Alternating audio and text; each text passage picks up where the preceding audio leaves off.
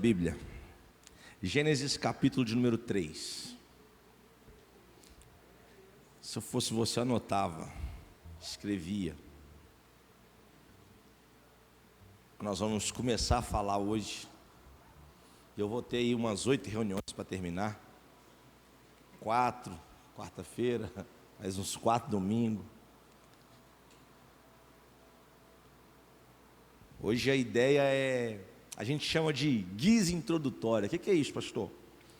É quando a gente vai falar de um assunto, esse assunto ele tem que ter uma entrada, uma introdução. Então talvez hoje você saia daqui falando, poxa, eu queria dar mais glória, eu queria dar mais aleluia.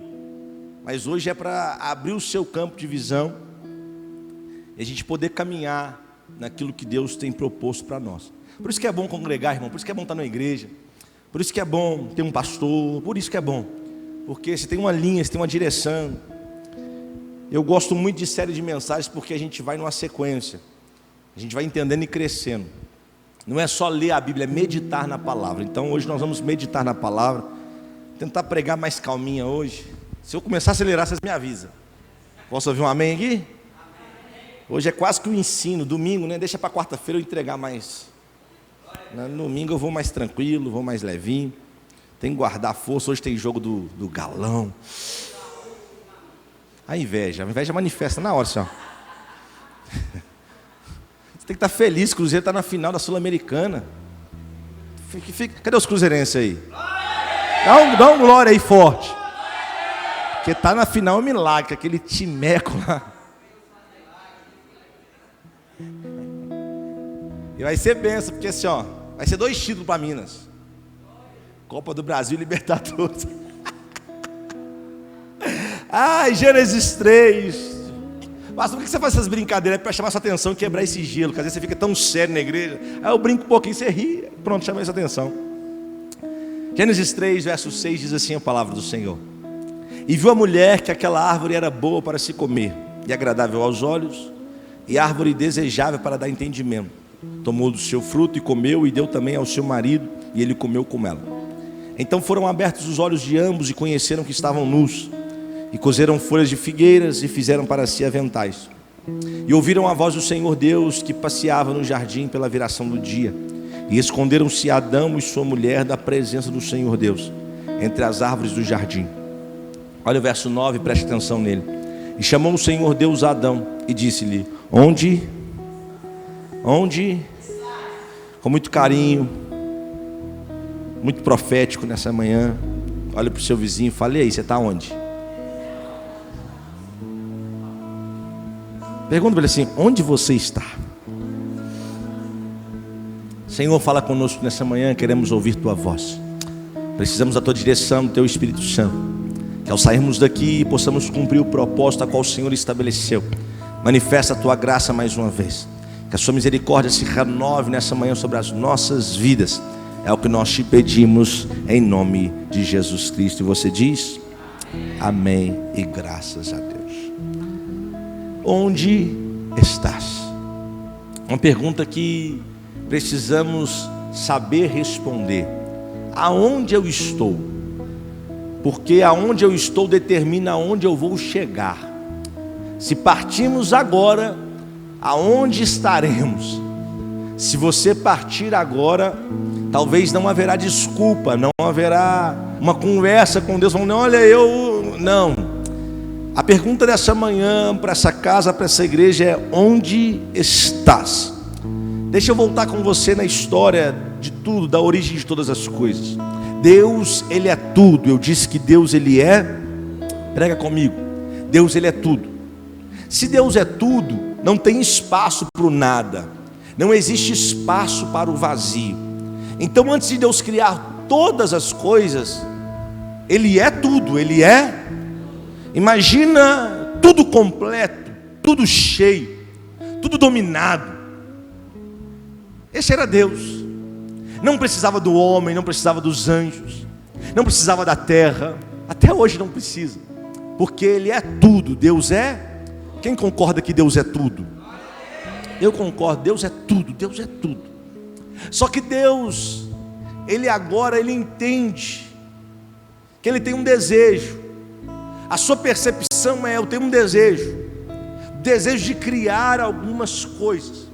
Mas como que Deus vai criar se o nada não existe? Agora redobre a atenção, é para mexer com a sua cabeça mesmo. Como assim, pastor, o nada não existe? Se Ele é tudo, não tem espaço para o vazio, não tem espaço para o nada. Ele é, vamos comigo, Ele é. É que a gente olha essa expressão, Deus é tudo, como se Ele fosse alguma coisa que preenchesse um espaço vazio. Não. Enquanto Deus em sua plenitude, não existe espaços vazios, não existe o nada, não existe o vazio, não existe nenhum tipo de espaço, porque Ele preenche. Então como é que Ele conseguiu criar todas as coisas, se não havia espaço para isso, se não havia nada para essa geografia? Como Ele criou a geografia? Deus teve que fazer algo fantástico, e redobre a atenção. Se quer ir mais profundo, vai para o Bereia, só uma porçãozinha. Deus sendo tudo, imagina comigo, norte, sul, leste, oeste. Ele preenchia tudo. Não havia espaços vazios, porque Deus é tudo. Só que Ele decide criar, Ele decide formar algumas coisas. Então agora, redobre a atenção, que isso aqui você não aprende em qualquer lugar. Deus, Ele vai se contrair. Deus, Ele vai sair do sul, Deus vai sair do leste, Deus vai sair do oeste. Ele vai se concentrar no norte. Por que Deus escolhe o norte para se concentrar? Porque o norte sempre é o ponto mais alto. Se você ficar perdido e pegar uma bússola e ir para o norte, você vai chegar no ponto mais alto. Deus agora sai do leste, sai do sul. Ele se concentra totalmente no norte, criando um espaço vazio, criando nada. Pastor, que loucura é essa? Onde você lê essas coisas? Fala com seu irmão assim, está escrito. Olha o que está em Jó 26 verso 7. Jó 26 verso 7. Leia comigo a palavra de Deus. O norte estende sobre o... Tem uma tradução que diz: e Deus do norte estende sobre o vazio e suspende a terra sobre o... Aqui eu começo a pregar para você. Ele sendo tudo, Ele não precisava de nada, mas agora Ele vai criar o nada.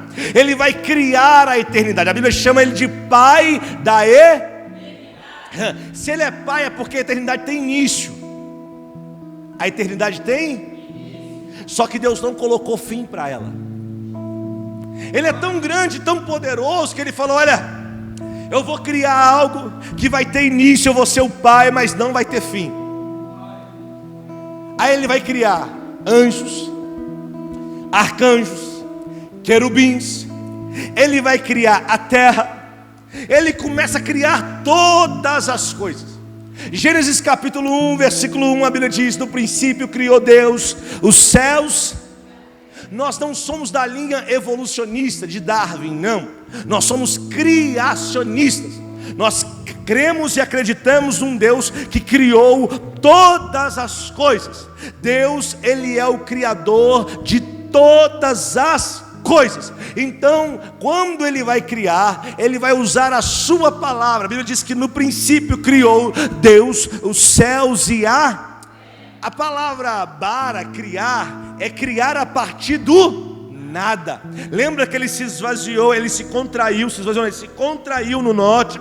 Ele criou um nada, e do nada Ele começou a criar todas as coisas. Agora que Deus começa a criar, Ele vem criando de uma forma correta. Como? A Bíblia diz que Ele cria os céus. Vem comigo, prega comigo. Ele criou os céus.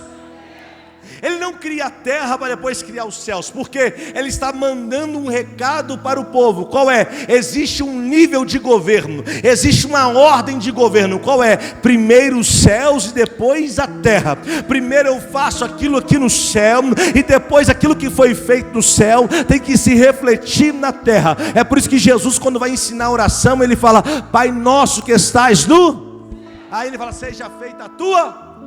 assim na terra como ela já é feita aí no céu, porque a vontade dele primeiro é feita no céu, para depois se manifestar na terra. Logo eu preciso entender que a terra não governa o céu, a terra não dá ordem para o céu, a terra não consegue, colocar o céu para trabalhar em favor dele, não, mas quando eu me submeto à vontade de Deus que está nos céus, os céus começam a se manifestar na minha terra. Deus está dizendo para alguém nessa manhã: não adianta você querer impor as coisas da terra para o céu, não, é diferente, é o céu que vai impor as coisas do céu para você na terra. Mas saiba, o que Deus tem para você é muito maior, é muito melhor. Nem olho viu, nem ouvido ouviu, nem penetrou em coração humano o que Deus tem preparado para nós.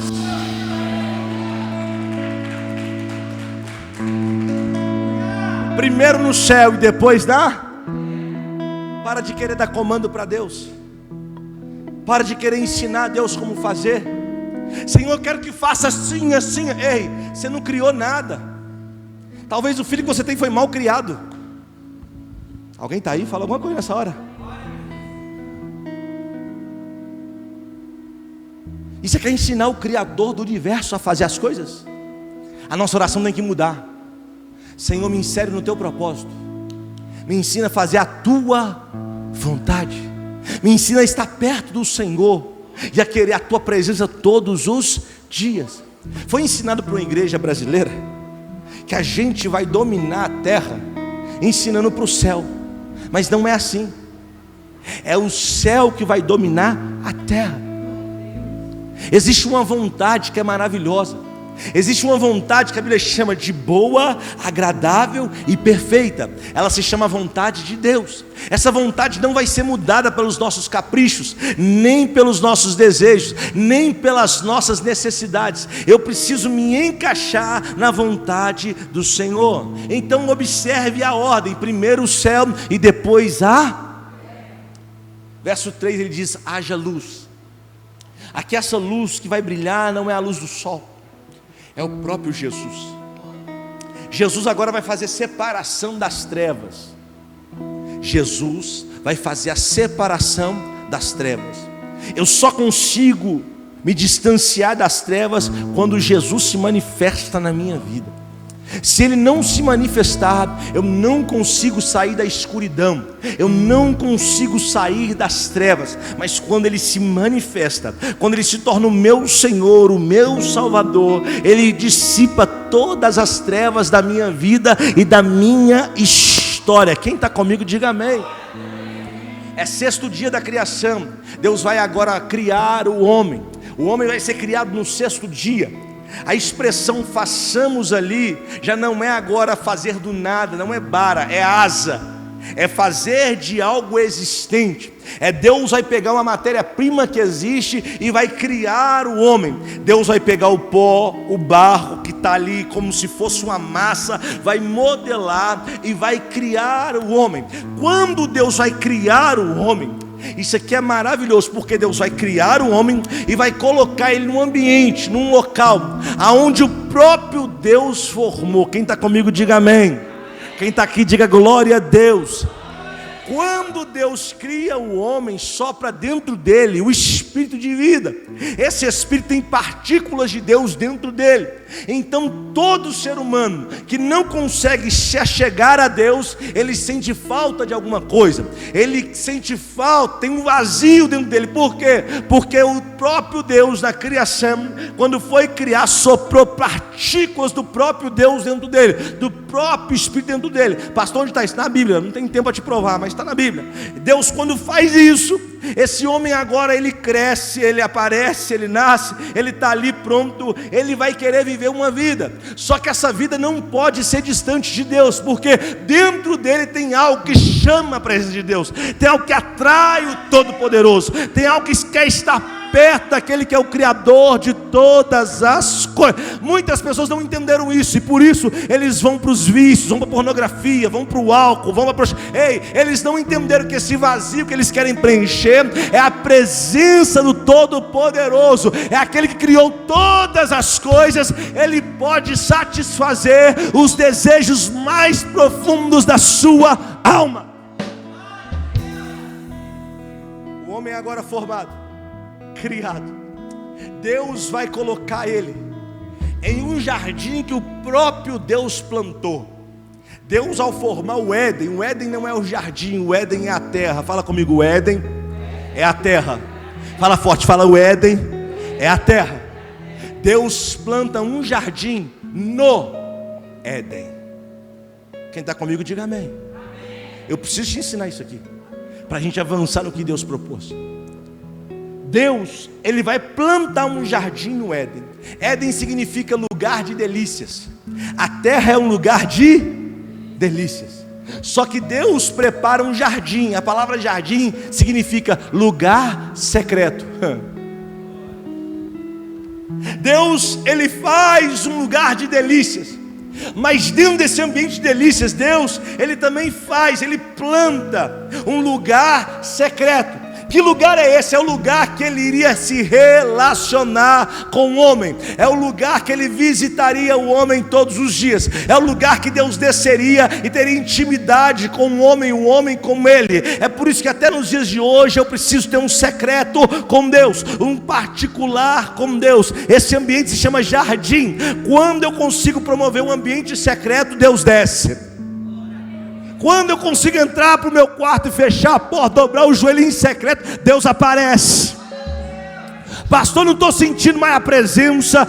É porque você não criou um ambiente secreto. Se você criar um ambiente secreto, a presença vai se manifestar. Deus não desceu no Éden, Deus desceu no jardim. Eu vou de novo. Deus não desceu no Éden, Deus desceu no jardim. A terra não atrai Deus, mas o ambiente secreto atrai a presença do Todo-Poderoso. Eu vou pregar para alguém entender isso aqui nessa manhã. A sua casa, meu filho, você precisa criar um ambiente secreto. Para quê? Para atrair a presença do Todo-Poderoso. Esse ambiente aqui se chama lugar secreto, porque aqui nós viemos com a intenção de adorar, de exaltar. É nesse ambiente que Deus desce, é nesse ambiente que a glória se manifesta. Deus não vai descer no Éden, Ele vai descer no jardim, no lugar, e plantou o Senhor Deus. Lê comigo, Gênesis 2:8, está escrito, fala com seu irmão, está escrito, 2:8, e plantou o Senhor Deus um jardim no Éden, do lado oriental, e pôs ali o homem que tinha. Quando Deus põe um homem ali, Deus quer que o homem desfrute da presença dele. Deus quer que o homem agora, por onde for, desfrute de sua presença, desfrute do seu poder. O que Deus quer fazer conosco é: eu vou estabelecer um jardim espiritual, que por onde você passar, todos vão saber que a minha presença está contigo, que a minha presença é contigo. Deus, Ele vai descer nesse jardim. Só que esse jardim não é fácil de ficar nele. Não, pastor, não. Esse jardim é difícil de ficar nele. Não é qualquer um que consegue ficar nesse jardim. Só que esse jardim, ele é maravilhoso. Esse jardim é o quê? Deus pega um rio do Éden, faz ele de 4 braços, e esses 4 braços vão descer e passar por dentro do jardim. É lindo, por quê, pastor? Porque esses 4 braços, cada rio tem um nome, e cada nome tem um significado. Ele fala, um rio faz você, sabe o que? Aumentar. O outro rio faz você romper. O outro rio faz com que você seja frutífero. E tudo isso de forma muito rápida. Deus está dizendo, dentro do jardim você vai romper, dentro do jardim você vai aumentar, dentro do jardim você vai frutificar. E tudo isso vai acontecer de forma muito rápida. Não, você não entendeu? Vou de novo. Dentro do jardim você vai aumentar, dentro do jardim você vai romper, dentro do jardim você vai frutificar. frutificar, e tudo isso de forma muito rápida, porque o nome dos rios se chama Pison, significa aumento, o outro Gion significa rompendo, o outro se chama Eufrates, frutífero, e o quarto se chama Tigre, rápido. Ele falou assim: quando você está no local secreto, aonde a minha presença se manifesta, eu faço de você alguém frutífero, eu faço de você alguém que aumenta, que rompe, e de forma rápida. Não, alguém está pensando que a obra vai demorar, alguém está pensando que a obra vai demorar, mas eu vim profetizar para aqueles que estão dentro do jardim: a obra vai ser de forma rápida. Fala para o seu vizinho, fala: prepara, por esses dias Deus vai acelerar o processo na tua vida. Não, pega outro, esse não creu, fala como assim: por esses dias Deus vai acelerar o processo na tua vida.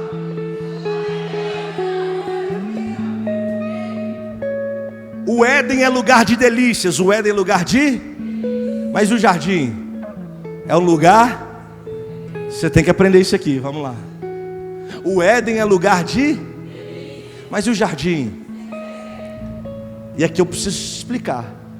É mais fácil viver no Éden do que no jardim. Ou de novo, é mais fácil eu viver no ambiente que eu posso fazer tudo o que eu quero, na hora que eu quero, que significa Éden, do que estar num ambiente chamado jardim. Porque no jardim eu tenho que me submeter às ordens de Deus. No jardim eu me submeto à vontade de Deus. No Éden eu faço o que eu quero. No Éden eu acordo a hora que eu quero, eu durmo a hora que eu quero. No Éden, eu caso e separo. No Éden eu caso de novo e separo de novo. No Éden eu monto a empresa, quebro a empresa, dou cano na prefeitura. No Éden eu faço tudo, porque o Éden é uma delícia, eu faço o que eu quero. Mas e no jardim? No jardim não é aceito. No lugar secreto eu tenho que me submeter às regras. Alguém está comigo nesse lugar? Por isso que é mais fácil estar no Éden do que no jardim.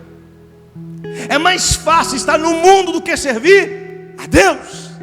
É mais fácil fazer os desejos da carne do que submeter a carne à vontade do Todo-Poderoso. Para quem olha de fora fala: ele é maluco, ela é maluca, essa igreja é doida. É, parece que é, mas no final nós vamos entender quem é doido e quem não é. Quando ele arrebatar o seu povo, quando ele arrebatar a sua igreja, aqueles que pensaram que estava certo vão olhar, vão dobrar o joelho e falar: eu estava errado, me perdoa, eu estava errado, me leva também. Mas vai ter uma igreja gloriosa e fala assim: valeu a pena submeter à vontade dele, valeu a pena fazer aquilo que ele mandou eu fazer, valeu a pena servir a Deus. Quem está comigo, diga amém. Gênesis 2,15, lê comigo. E tomou o Senhor Deus o homem, e o pôs no jardim para o lavrar, e deixa aí. Dentro do jardim tem função. A função primeira é lavrar. O que é isso, pastor? Fala assim: trabalho. No jardim, Deus não quer pessoas que não trabalham. Você precisa aprender a trabalhar. Quem não trabalha, dá. Agora eu sou crente, agora Deus proverá. Trabalha não para você ver. Você não arregaça a manga não para você ver. Você não acorda cedo não para você ver. Você não vai dar duro não para você ver. Pastor, não, agora pastor, agora é só vitória, agora. A primeira função de quem está no jardim é trabalhar. Porque Deus não vai manifestar a presença dele na vida de um preguiçoso. O glória vai embora essa hora. Não tem glória, não tem aleluia. Porque Deus te coloca no ambiente da presença dele para você trabalhar. Então que preguiça é essa? A porta fechou, você não leva um currículo, você não bate na porta de ninguém, você não faz uma ligação. Eu vou devagar, sem pressa. Nós temos aqui até 4 horas o jogo do Galo. Olha para mim. Deus te colocou no jardim. Deus te colocou aonde? Ambiente da presença. Você não quer trabalhar mais? Não, agora Deus vai enviar. Primeiro lavrar E depois, guardar, que é proteger. Você precisa proteger aquilo que Deus está te entregando nas suas mãos. Protege a sua casa, protege a sua família, protege o seu líder, protege a sua igreja, protege o seu emprego, protege o seu patrão, protege. Ficar no jardim não é fácil. Tem gente que achou que a vida de Adão era muito fácil. Acorda pela manhã, e aí Deus? Não, labutava, trabalhava, protegia, defendia, e ainda tinha que submeter às regras. Tinha regra, versos 16 e 17, lê comigo. E ordenou o Senhor Deus ao homem, dizendo: de toda a árvore do jardim comerás livremente. Olha o 17: mas da árvore do conhecimento do bem e do mal, dela não comerás, porque no dia que dela comeres, certamente. Ele tinha que seguir a regra, ele tinha que seguir o mandamento, a ordenança do Senhor. Não mudou, os dias continuam os mesmos. O Pai está dizendo: você está no jardim, mas tem a minha palavra. Cumpra a minha palavra, leia a minha palavra, medita na minha palavra, viva a minha palavra. Pastor, como é que eu aplico para os dias de hoje? Tudo me é lícito, mas nem tudo me convém. Você está aí ou não? É o ambiente da presença, é o ambiente do manifestar de Deus. É por isso que nem todos têm a presença, porque ter a presença dá trabalho. Ter a presença tem que abrir mão da sua vontade e viver a vontade dEle. Aleluia. Deus coloca o homem lá e fala: meu filho, come das árvores, mas tem uma que você não pode comer: do conhecimento do bem, do conhecimento do bem. Porque no dia que você comer, você vai. Deus prepara um jardim, escute isso aqui, e coloca algo perigoso dentro do jardim. Por que o ambiente da presença se torna perigoso às vezes? Porque o ambiente da presença de Deus se torna perigoso às vezes. Deus colocou uma árvore como não podia comer, era mais fácil tirar. É porque ambientes de presença, Deus quer ver o nível de obediência. Vou de novo. Em ambientes de presença, o Pai quer revelar o nível de obediência. Está cheio de gente que diz ter a presença, mas não obedece nada, não obedece ninguém, não submete a nada. Tem que questionar se essa presença é de Deus ou não. Porque a presença de Deus te leva à obediência. Esse homem está lá dentro. Tudo isso acontece, a mulher não tinha manifestado ainda. Aí vem o capítulo 3. No capítulo 3, Deus agora já estabeleceu a mulher, tudo pronto, tudo lindo. Só que no capítulo 3, a serpente vai adentrar ao jardim. Quem está aqui diga amém. Quando a serpente entra, começa a conversar, e a Eva vai dar ouvidos à voz da serpente. Eu aprendi que com serpente não se discute, com serpente não se fala, com serpente se faz silêncio. O silêncio é a resposta que a serpente merece. Quando alguém fala: tem uma cobra perto de você, fique em silêncio, que o Pai vai responder por você. A serpente não vai arrancar nada dos meus lábios, a serpente não vai tirar nada de mim, e tudo que a serpente oferecer eu não vou receber. Deus está falando com alguém aqui nessa manhã, não sei com quem é, mas talvez você está dando ouvidos para a serpente, está conversando com a serpente. A Bíblia diz que era o mais astuto de todos os animais do campo. Não era alguém bobo, besta, era alguém de muita influência. Talvez você está sofrendo porque tem alguém com muita influência modificando o seu jeito de pensar, o seu jeito de falar, comentando mentiras que parecem verdade, com histórias que parecem da palavra, mas não é. A serpente disse: não é que Deus falou que vocês não podem tocar. Deus não disse que não podia tocar. Ele falou: não pode é comer. Deus falou: não pode é comer. Você não pode ingerir esse alimento. Aí vem a serpente e fala: não, vai lá, toca, admira, chega perto. Ei, meu irmão, não começa a flertar com o pecado. Não começa a flertar com o pecado, porque você não vai conseguir resistir. Mas se você se submeter a Deus, se você se voltar para a presença dele, o pecado não vai te dominar, o pecado não vai te abrir. Eu estou pregando para alguém nessa manhã que o pecado está à porta, o desejo está à porta, mas hoje Deus, através da sua presença, está quebrando a força do pecado contra a tua vida. O pecado não vai te tocar. Fala com seu vizinho: para de flertar com o pecado.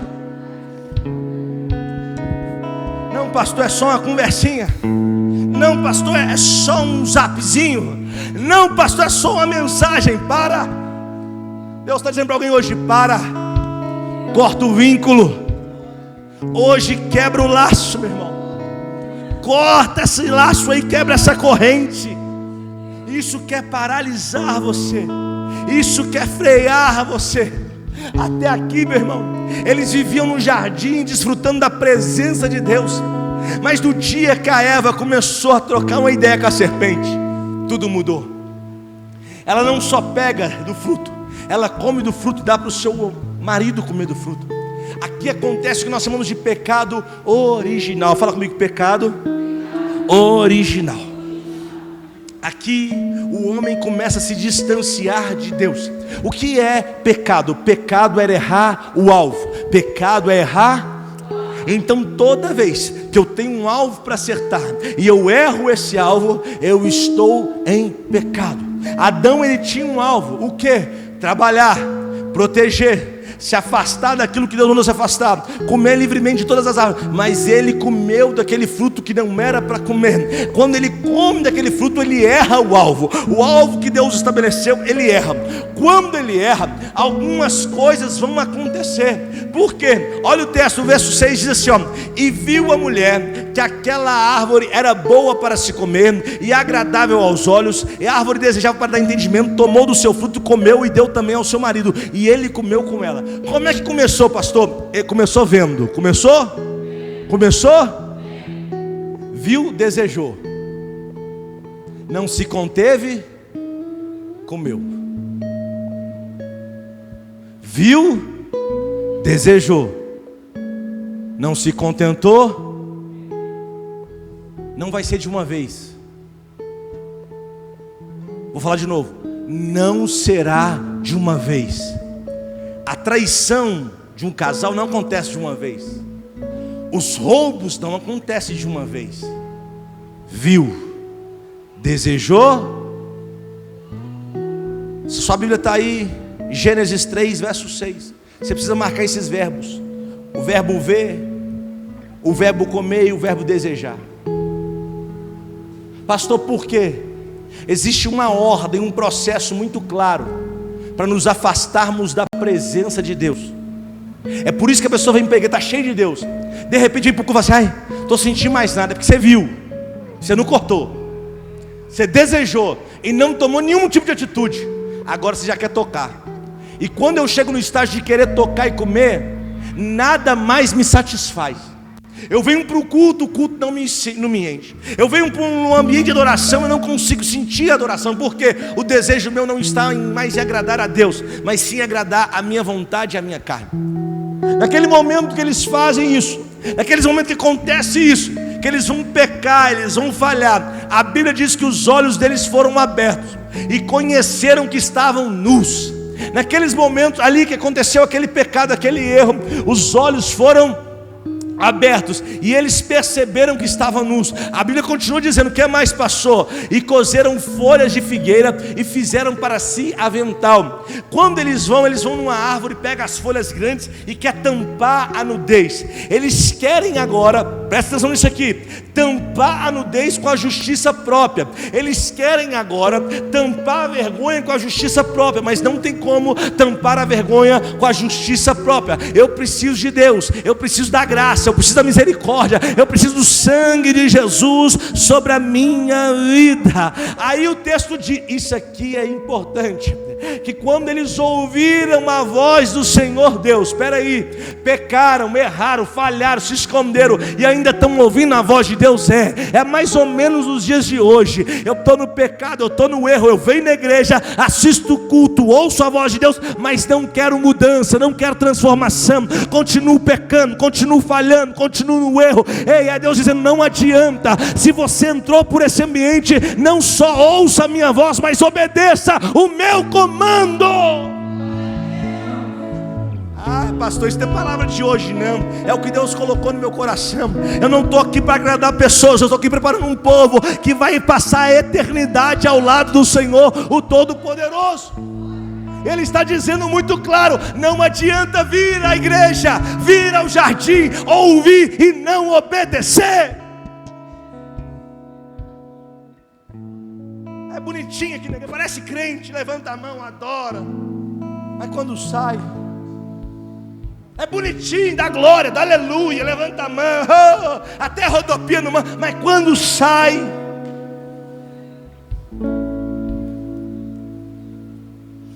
eles estão no pecado, estão ouvindo. Vou falar de novo, eles estão no pecado, estão. Verso 8, coloca em Gênesis 3, verso 8.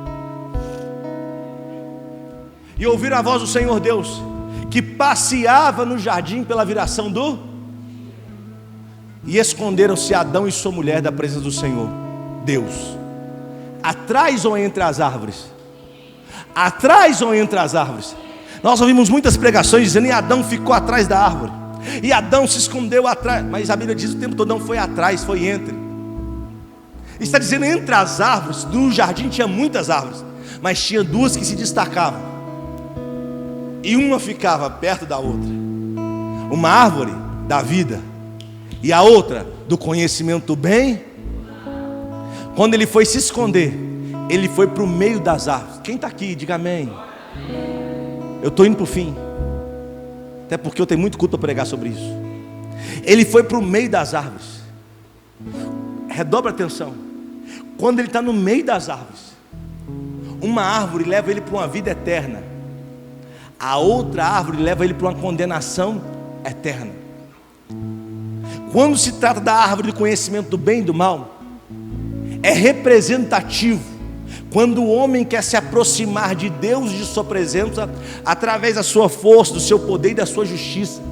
Quando você quer com atos nobres se chegar à presença de Deus.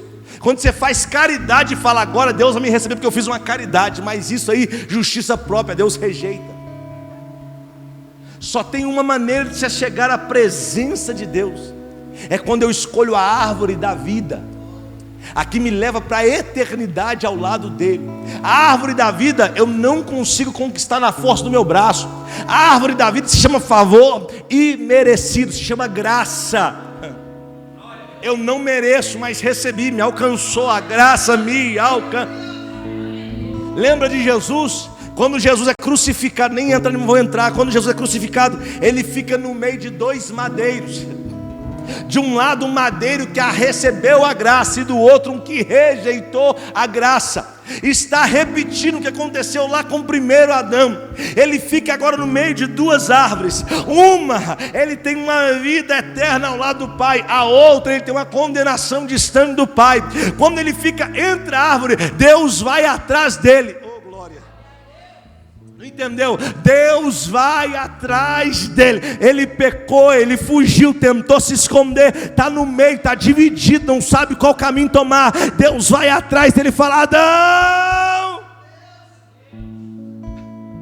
Eu amo a palavra pelos detalhes, porque Deus tinha tudo para condenar, Deus tinha tudo para mandar para o inferno, mas Ele resolveu descer, Ele resolveu ir atrás. Eu estou pregando para alguém que está em dúvida qual caminho seguir, que está em dúvida para onde andar. Só que Deus me traz hoje aqui para te dizer: eu estou vindo atrás de você, eu vim te chamar. Aonde você está? Aonde você está? Tem muitas pessoas na dúvida, tem muitas pessoas ainda em dúvida: sirvo a Deus ou não? Sou cristão ou não? Será que o céu existe? Ei, Ele está vindo atrás de você. Aonde você está? Aonde você? Fala com o seu vizinho: Deus desceu.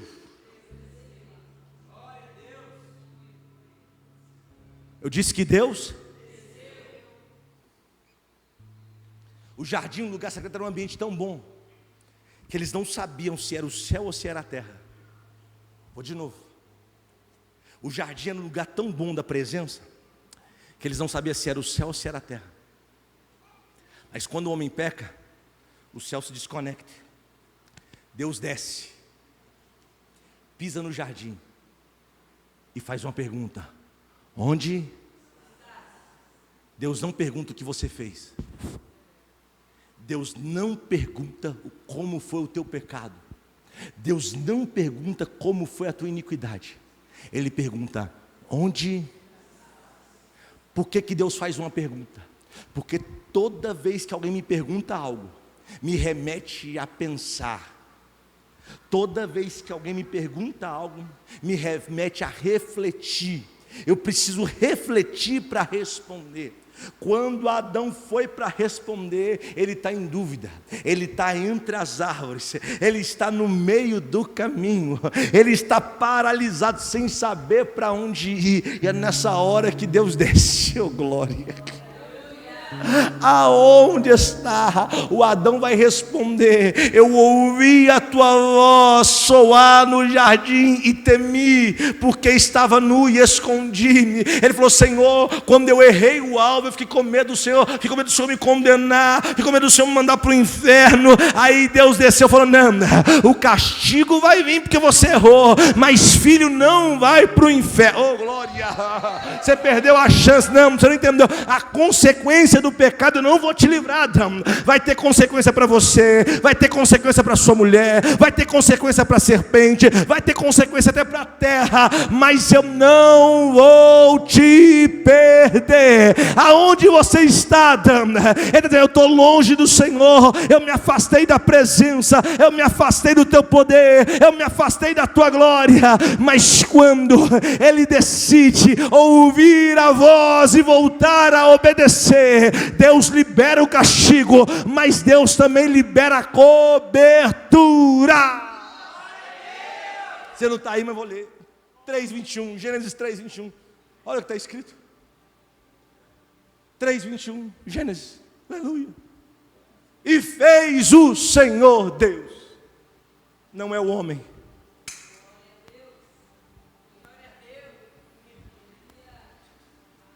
Não sou eu, não é você. E fez o Senhor. O homem pecou, o homem falhou, o homem fugiu, o homem se escondeu, ficou nu. E Deus falou assim: deixa que eu sei fazer a obra. Deixa que eu sei operar um milagre.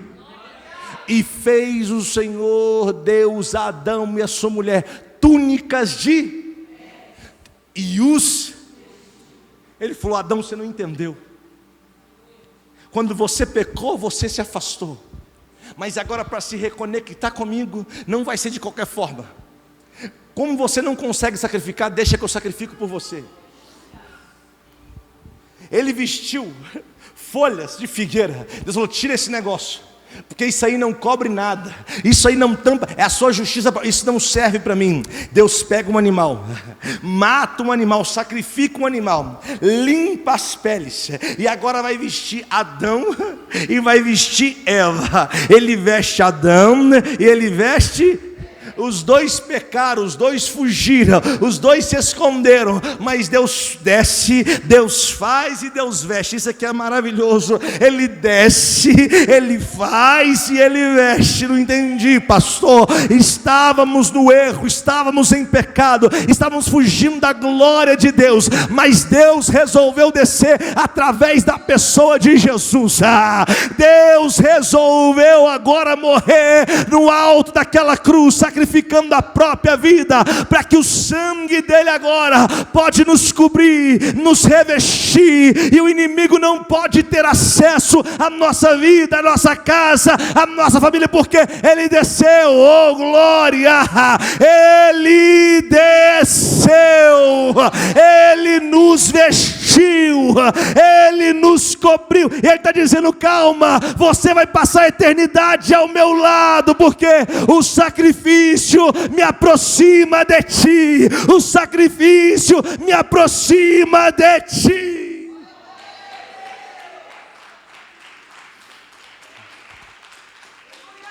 Deus desceu, pegou um animal, sacrificou e falou: a partir de agora, toda vez que um homem pecar e falhar, um inocente tem que pagar por ele. Quem está aqui diga amém. É por isso que na antiga aliança, quando alguém pecava, tinha que ir no sacerdote com um animal novo, puro. E olha como é que era o sistema para você entender. O sacerdote pegava o animal, na hora de matar, mandava a pessoa que era pecadora olhar nos olhos do animal, colocar a mão na cabeça.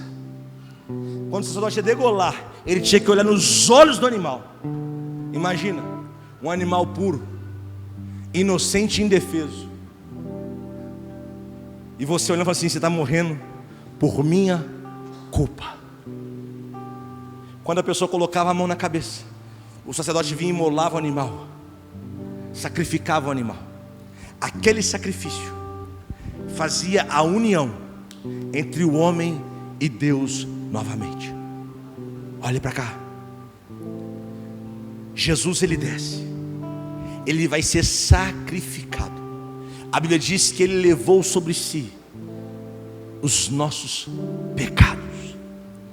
O peso da cruz não era do corpo de Jesus, era dos nossos pecados.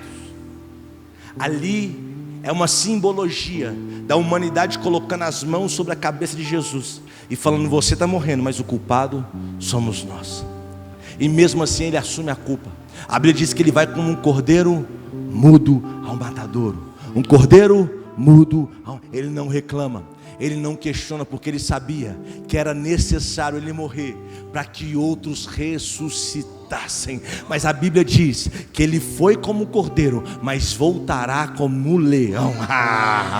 Ele foi como um cordeiro, mas voltará como leão.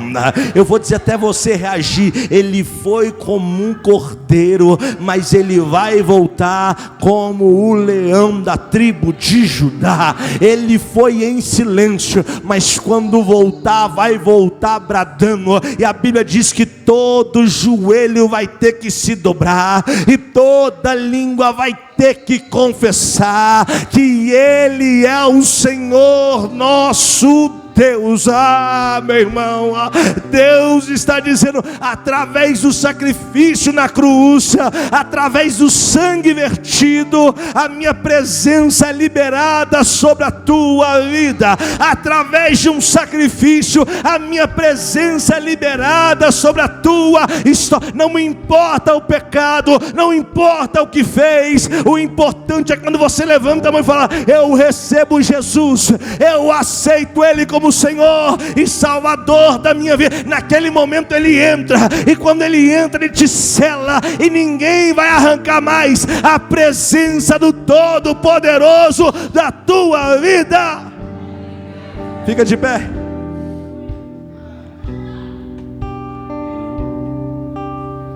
Tem muito para falar, mas o culto acabou. A gente vê nesse texto a tentação, a tentar. A gente vê nesse texto a fuga. Eles foram tentados pelo fruto, e eles fugiram depois que pecou. Mas nós também reconhecemos nesse texto o chamado de Deus. Deus está chamando os filhos para aproximar-se dele. a estar mais perto dele. Pastor, como é que eu consigo estar perto dele? Através do sacrifício de Jesus na cruz do Calvário. Através do sacrifício de Jesus no... Dobra atenção. Na cultura judaica, o sacrifício é conhecido como corban. Fala comigo, corban. O sacrifício é conhecido como corban. Essa palavra vem de karov do hebraico, que significa aproximar-se de Deus. Deus entendeu que após o pecado era necessário um sacrifício para que a humanidade pudesse se aproximar dele. Quando eu te fiz aquela pergunta no início da mensagem, aonde você está? E talvez você ficou com medo de responder, sem saber aonde você está.